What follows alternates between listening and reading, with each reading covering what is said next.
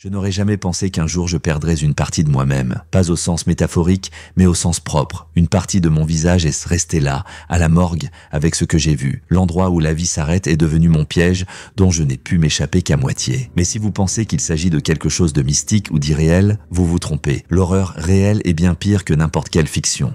J'ai toujours pensé que ma vie était banale, un travail que je détestais, des heures interminables dans des salles froides et stériles, l'odeur du formol qui imprégnait mes vêtements et ma peau. Tout cela est devenu une routine. Je travaille comme assistante médico-légale dans la morgue d'une petite ville. Je ne peux pas dire que c'était mon rêve, mais plutôt une porte de sortie lorsque toutes les autres portes étaient de fermées. La règle principale ici est de ne pas considérer cela comme un travail avec des personnes. Ce ne sont que des corps, les restes d'une vie qui a disparu depuis longtemps. Le lundi, comme toujours, a commencé de manière monotone. Couloir vide, ronronnement monotone des lampes, bruissement des papiers. Mais cette fois-ci, tout était différent. Je n'arrive pas à comprendre pourquoi. Quelque chose dans l'air était tendu, presque tangible. Serait-ce parce qu'un nouveau corps était arrivé ce matin-là? Ils ont dit qu'il s'agissait d'une femme qui avait été renversée par un camion. Mais j'avais l'impression que c'était plus que cela. La morgue a toujours été un lieu où la vie s'arrête. Mais ce jour-là, j'ai eu l'impression que tout se figeait autour de moi. Le silence était trop profond, les murs trop froids. J'avais l'impression que la pièce elle-même respirait, palpitait, m'observait. J'ai essayé d'ignorer cette peur absurde, la mettant sur le compte de la fatigue et du manque de sommeil. Le matin s'est transformé en après-midi, et je n'arrivais pas à me débarrasser de l'étrange sentiment que quelque chose n'allait pas chez moi. Mes mains tremblaient pendant que je travaillais, et chaque son résonnait comme une explosion dans mes oreilles. Je ne pouvais pas l'expliquer, mais je pensais que cela passerait. En fin de compte, rien ne sort de l'ordinaire dans une morgue. Ici, tout n'est que travail avec ce qui reste après la vie.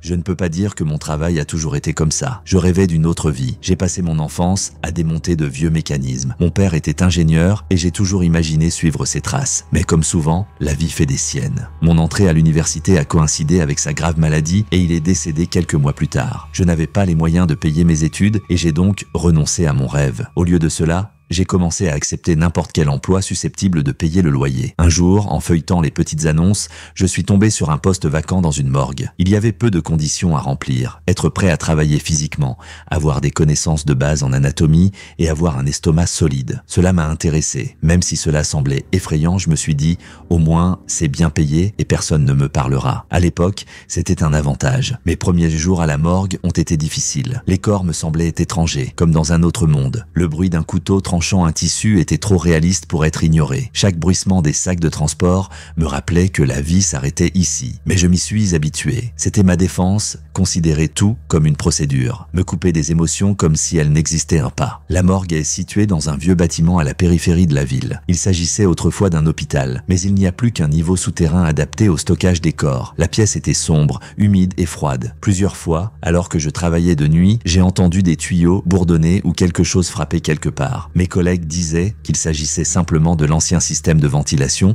mais je n'en étais jamais sûr. La seule chose qui me dérangeait vraiment était la façon dont les gens percevaient ce travail. Lorsque je disais à quelqu'un ce que je faisais, la réponse était soit du dégoût pur et simple, soit une peur feinte. La plupart des gens m'évitaient ensuite, comme si le fait de travailler dans une morgue me transformait automatiquement en quelque chose d'autre, quelque chose de pas tout à fait humain. Ce sentiment d'isolement est devenu habituel et, avec le temps, j'ai cessé de partager ma profession. Un jour, il y a quelques mois, l'un de nos employés a disparu. Il s'appelait Jeff et travaillait depuis longtemps. On dit qu'il ne venait plus travailler. Le directeur m'a dit de ne pas poser trop de questions, affirmant que les gens démissionnent parfois sans prévenir. Mais j'étais inquiet. Jeff m'avait toujours semblé être le genre de personne qui ne laissait pas les choses en l'état. Son absence a changé l'atmosphère de la morgue. Le silence est devenu plus pesant et les pièces plus sombres. Quand quelque chose change dans notre travail, cela éveille toujours des soupçons. Ici, il n'y a pas beaucoup de changements. Jour après jour, nous sommes confrontés aux mêmes situations. Les corps arrivent, nous faisons notre travail et ils disparaissent. Mais après la disparition de Jeff, je n'ai pas pu me débarrasser du sentiment que cette monotonie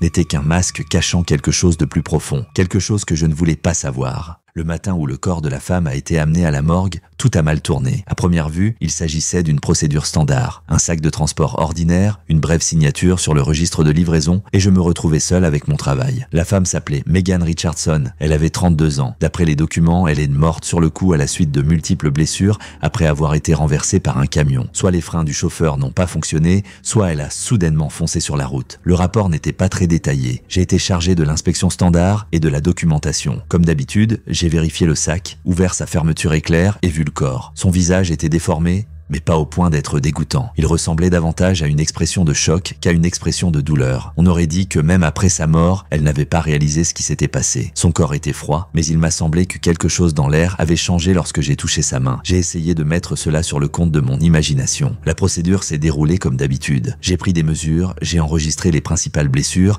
et je l'ai préparé pour un examen plus approfondi. Mais lorsque j'ai terminé, quelque chose a attiré mon attention. Son ongle, long et légèrement cassé, s'est accroché au tissu du sac. C'était étrange, car d'habitude, ce genre de détail est réglé avant le transport. Je n'y ai pas prêté attention, j'ai retiré le tissu avec précaution et j'ai refermé le sac. J'ai commencé à penser que j'avais manqué quelque chose d'important. Les documents indiquaient que la femme était morte sur le coup, mais son corps ne ressemblait pas à ce qu'il aurait dû être après avoir été percuté par un gros véhicule. Les blessures ressemblaient plutôt à quelque chose d'autre, quelque chose que je ne pouvais pas expliquer. Je suis retourné à la documentation, j'ai vérifié chaque dossier, mais je n'ai rien trouvé de nouveau. La seule chose qui me dérangeait était l'écart entre ce que j'avais vu et ce qui était sur papier. Ce jour-là, je suis resté à la morgue plus longtemps que d'habitude. Les couloirs étaient déjà plongés dans l'obscurité et seules quelques lampes diffusaient une lumière pâle et froide. Dans ces conditions, l'espace semblait encore plus isolé. Le ronronnement du système de ventilation qui se perdait habituellement dans le bruit de la journée s'amplifiait. J'ai commencé à entendre des sons que je n'avais pas remarqués auparavant. Le grincement d'une table en bois, un léger coup derrière le mur. Il me semblait qu'il s'agissait peut-être de la vieillesse habituelle du bâtiment, mais si quelqu'un me l'avait demandé, je n'aurais pas été capable d'expliquer pourquoi cela me faisait frissonner. Finalement, j'ai décidé de vérifier à nouveau le sac mortuaire. J'avais un sentiment désagréable et je devais m'assurer que je n'avais rien manqué. En m'approchant du réfrigérateur, j'ai remarqué que le sac ne reposait pas dans la même position que celle dans laquelle je l'avais laissé. C'était impossible. Personne d'autre que moi n'avait accès à la pièce à ce moment-là. Un frisson m'a parcouru le corps. Il pouvait s'agir d'une erreur de ma part, d'un mauvais souvenir. Sentant la peur s'emparer peu à peu de mes pensées, j'osais tout de même ouvrir à nouveau le sac. Le corps était toujours là, mais il me semblait que sa main était légèrement différente. Je ne pouvais pas en être sûr, mais les doigts semblaient légèrement pliés, comme si elle s'était crispée. Mon cœur s'est mis à battre plus vite. Mettant de nouveau cela sur le compte de la fatigue, j'ai refermé le sac et quitté la pièce. Mais ce n'était que le début. Les jours suivants se sont transformés en un cauchemar surréaliste. Je n'arrivais pas à me sortir de la tête ce que je voyais. La femme dans le sac, Megan Richardson, semblait me suivre partout, même quand je n'étais pas au travail. À la maison, dans le silence et l'obscurité, je me surprenais à penser que je pouvais voir son image dans les coins de la pièce. La nuit, je n'arrivais pas à dormir car j'avais l'impression que quelqu'un se tenait à la porte de ma chambre. Et quand je m'endormais enfin, je me réveillais en sueur froide avec un cri incompréhensible dans la tête. J'ai essayé de travailler comme d'habitude, mais les choses ont commencé à déraper. Un jour, alors que je marchais dans les couloirs de la morgue, j'ai entendu un bruit qui m'a arrêté. Il s'agissait d'un léger coup provenant de la salle où se trouvaient là les corps. Mon cœur s'est mis à battre si fort que je sentais le sang battre dans mes oreilles. J'ai d'abord cru qu'il s'agissait à nouveau de l'ancien système de ventilation, mais le son était trop clair et répété. C'était comme si quelqu'un tapait sur les parois métalliques du réfrigérateur depuis l'intérieur. J'ai rassemblé toute ma volonté et je suis entré dans la pièce. Le bruit s'est arrêté dès que j'ai ouvert la porte. Je me suis arrêté, essayant de respirer régulièrement. Le froid était insupportable et l'air semblait s'être épaissi. J'ai fait le tour des rangées de réfrigérateurs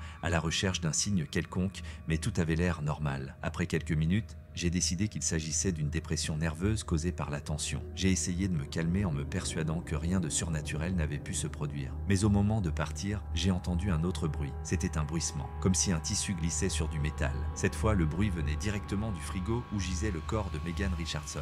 Je me suis figé sur place. Un sentiment de peur m'envahit et je voulus partir, mais quelque chose me retint. C'était comme si la pièce elle-même me forçait à m'approcher. J'ai ouvert le réfrigérateur et le sac. La femme était allongée là, comme avant. Mais cette fois-ci, son bras était tendu vers l'avant, comme si elle essayait d'attraper la fermeture éclair. Il m'a semblé que son visage avait également changé. Son expression est devenue plus intense, presque colérique. Ma respiration est devenue saccadée et j'ai commencé à reculer, mais je me suis heurté à un chariot métallique et je suis tombé. Le silence a été rompu par un bruit sourd lorsque les instruments sont tombés sur le sol. J'ai sauté hors de la pièce, oubliant presque de fermer la porte. Mon cœur battait si fort que je le sentais dans mes tempes. Le couloir était sombre, la lumière des lampes semblait faible, presque artificielle. J'ai regardé autour de moi, m'attendant à ce que quelque chose me suive hors de cette pièce. Mais rien ne s'est produit. Ce fut un tournant. Chaque fois que j'entrais dans la morgue, j'avais l'impression que les murs se rétrécissaient, me forçant à rester à l'intérieur. J'entendais des pas dans les couloirs, même s'il n'y avait personne. Parfois, j'avais l'impression que quelqu'un se tenait derrière moi, ce qui me poussait à me retourner, même si je savais qu'il n'y avait personne. Je ne pouvais plus travailler en paix, mais il me semblait également impossible de quitter mon travail. La situation s'est encore aggravée la nuit où j'ai été laissé seul à la morgue. Il s'agissait d'une équipe de nuit normale, au cours de laquelle je n'avais qu'à terminer la documentation. J'ai essayé de rester à l'écart de la pièce où se trouvaient les réfrigérateurs, travaillant dans mon bureau. Mais dès que l'horloge a sonné minuit, toutes les lumières ont vacillé et se sont éteintes en même temps. Je n'étais plus entouré que de l'obscurité et de ma propre respiration. J'ai pris une lampe de poche et je me suis dirigé vers le tableau électrique. Mais lorsque je suis sorti dans le couloir, la lumière de la lampe de poche est tombée sur la porte ouverte du réfrigérateur où se trouvait le corps de Megan. La porte était grande ouverte, même si j'étais absolument sûr qu'elle était fermée. Ma lampe de poche brille à peine dans l'obscurité lorsque je m'engage dans le couloir. Les tremblements de ma main faisaient osciller le faisceau de lumière d'un côté à l'autre, ce qui ajoutait à l'atmosphère sinistre. La porte du réfrigérateur était bel et bien ouverte et une brume froide s'en échappait, se répandant sur le sol. Je suis resté là, paralysé par la peur, sentant une puissante poussée d'adrénaline parcourir mon corps. Quelque chose en moi criait « Courez, quittez cet endroit ». Mais je ne pouvais pas. Quelque chose de plus fort me forçait à rester et à découvrir ce qu'il y avait là. Je fis un pas en avant et le bruit de mes bottes sur le sol me parut trop fort. Même la ventilation était silencieuse, comme si la morgue retenait son souffle. Je me suis approché du frigo et j'ai vu que le sac mortuaire était vide. Ce n'était pas mon imagination. Le corps avait disparu. Le sentiment d'irréalité de tout ce qui se passait m'a fait douter de ma santé mentale pendant une seconde. Mais je n'ai pas eu le temps de réfléchir. Un bruit est venu des profondeurs du couloir. C'était un bruit sourd et irrégulier, comme si quelque chose de lourd était traîné sur le sol. J'ai braqué la lampe de poche dans l'obscurité, mais je n'ai rien vu. Cependant, le bruit ne s'arrêtait pas. Il se rapprochait, s'alourdissait, vibrait presque dans ma tête. Soudain, une silhouette est apparue dans le coin. C'était une femme. Son corps mutilé bougeait par à-coups, comme une marionnette sur un fil mal tendu. Sa tête était inclinée dans un angle peu naturel, et ses doigts cassés griffaient les murs, y laissant de profondes marques. J'ai voulu crier, mais le son est resté bloqué dans ma gorge. Au lieu de cela, j'ai lentement reculé, essayant de ne pas la perdre de vue. Mais elle s'arrêta et leva la tête, me fixant d'un regard vide et menaçant. Son visage était toujours le même que celui que j'avais vu dans le sac, mais il semblait maintenant vivant et plein de haine. Sa vitesse était incroyable, comme si tous ses muscles travaillaient en même temps. Je tombai lorsqu'elle m'atteignit et sentis sa main mordre mon visage. Ses longs ongles s'enfoncèrent dans ma peau et je ressentis une vive douleur lorsqu'elle tira. Le monde devint flou à cause du sang et de la douleur, mais je rassemblai le reste de mes forces pour la repousser d'un coup de pied. Je me suis relevé en titubant, mais je me suis rendu compte que quelque chose n'allait pas. Mon oreille. J'ai senti le sang couler le long de mon cou et j'ai réalisé que mon oreille gauche avait disparu. La douleur était insupportable, mais la peur était plus forte. Je me suis précipité vers la porte, espérant échapper à cet enfer, mais la porte qui aurait dû être ouverte était verrouillée. La femme ne m'a pas poursuivi tout de suite. Je me suis retourné et j'ai vu qu'elle se tenait juste au bout du couloir. Ses mouvements étaient plus lents, mais ses yeux, ils n'avaient rien d'humain. Ils me transpercèrent du regard, comme si je n'étais qu'un élément de la morgue. Elle a levé la main et m'a montré du doigt, son visage s'étirant en un horrible sourire. J'ai reculé, cherchant à tâtons de quoi me défendre. Ma main a touché un tuyau métallique qui se trouvait à proximité. Dès qu'elle s'est remise à bouger, j'ai rassemblé toutes mes forces et je me suis précipité. Le tuyau l'a frappée à la tête et j'ai entendu un craquement. Elle est tombée, mais au lieu de s'allonger, son corps a continué à se contracter. Je n'ai pas attendu de voir ce qui allait se passer. Mon corps fonctionnait en mode automatique. Chacun de mes mouvements était instinctif. J'ai couru jusqu'au tableau électrique, espérant rétablir le courant. Mes doigts tremblaient lorsque j'ai ouvert le panneau et réenclenché les interrupteurs. Le couloir a été inondé de lumière et j'ai entendu un son qui m'a glacé le sang. C'était une voix. C'était calme, presque un murmure, mais je l'ai entendu très clairement. Elle ne vous laissera pas partir. Les chuchotements semblaient provenir de toutes les directions, englobant l'espace autour de moi. Mon cœur battait si fort que j'ai cru qu'il allait sortir de ma poitrine. La lumière s'est rallumée, mais elle n'a apporté aucun soulagement. Les couloirs de la morgue ne semblaient plus vides. Les ombres qui étaient restées immobiles auparavant se déplaçaient maintenant, lentement, comme si elles avaient une vie propre. J'avais du mal à respirer, je sentais quelque chose d'impalpable me serrer la poitrine. Je me suis retourné vers le couloir où j'avais laissé son corps. Elle n'était plus là. Aucune trace, aucun signe de lutte, pas même les gouttes de sang qui auraient dû rester après le coup. Au lieu de cela, mon oreille perdue gisait sur le sol, comme pour me rappeler qu'elle était bien réelle. J'avais l'impression de perdre le contrôle de ma propre réalité. Était-ce une hallucination ? Ou étais-je devenu fou à cause de la pression et de la solitude qui régnaient dans cet endroit ? En regardant rapidement autour de moi, J'ai compris que mon seul espoir était de trouver une autre issue. La porte principale était verrouillée, mais il y avait des sorties de secours qui menaient à des couloirs de service. Je me dirigeais vers elles en essayant d'ignorer le froid qui imprégnait mon corps et la douleur qui palpitait dans mes tempes. Je continuais à entendre ce murmure dans ma tête. Les mots étaient indéchiffrables, mais je savais qu'ils m'étaient adressés. J'ai atteint la sortie de secours, mais la porte était fermée. Je n'avais pas les clés, alors j'ai commencé à frapper dessus avec un tuyau en métal. Sentant ma panique se transformer en rage animale, j'ai frappé encore et encore jusqu'à ce que la porte craque. Lorsque j'ai enfin réussi à arracher une partie du métal, un vent froid s'est engouffré dans l'ouverture. J'ai respiré l'air de la liberté, mais cela n'a pas duré longtemps. J'ai entendu des pas derrière moi. Ils étaient silencieux, irréguliers, mais clairs. Je me suis retourné et je l'ai vue. Megan se tenait au bout du couloir. Son corps bougeait encore de façon anormale et ses yeux étaient